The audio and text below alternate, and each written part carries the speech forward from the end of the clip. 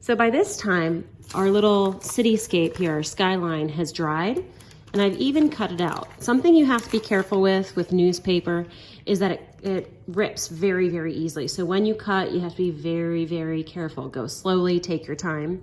And if something happens, like say something broke off, that's not the end of the world, because since we're gluing it down, I can just glue it right back to where it belonged. So I'm going to move this up a little bit. And at this point, I get to glue down my skyline. Don't like to use too much glue, so I'm just going to put near the edges, but not right on the edge so it doesn't come out the side. A few dots of glue. Make sure I get the top of each of these buildings, otherwise they're going to peel up. And I'm just going to go around the edges and maybe do a few in the middle. And I'm going to flip this over and match it up with the bottom of my peach paper here, so that it fits on there well. There we go. And then I can go ahead and attach this piece. So I'm going to glue the main portion on first, and then I'm going to go ahead and add this piece that fell off, or that I ripped off, I guess.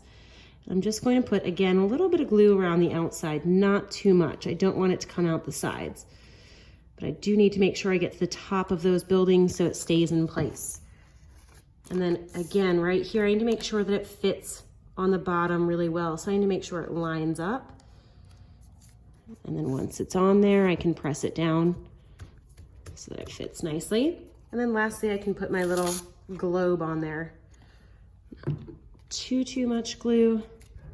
And then I'll place it on where it belongs. So it wasn't really a big deal that that part came off. Once I have my city skyline here, then I get to decorate it with a little bit of paint. So I chose colors that are very, very bright, and I can just pick maybe one at a time. Maybe I'll go with a bright green here. And then for each of my buildings, I might have a different pattern of windows. And I don't need to be perfect with this step.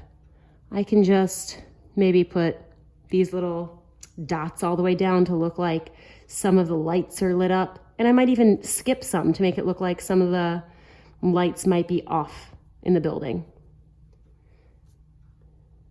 Okay, and then I could change colors, and for a different building, maybe they have a different pattern of lights. So maybe here's an orange, maybe this building has sort of stripes for their lights because they have a different type of window there. And again, all of those windows are not always lit up, so I might skip over some of them, or maybe have portions of the window lit up, like I might do this. Or maybe do the same thing. Maybe some of them have just parts of it, and then I would continue with my stripes again to make it look like it's lit up in the background.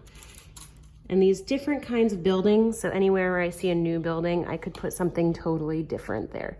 So maybe for this one, I have a bunch that go across. Okay, and I'm going to decorate all of these with different kinds of patterns. If I wanted to at the end, I could also make these windows down here a little bit more colorful by using my bright colors.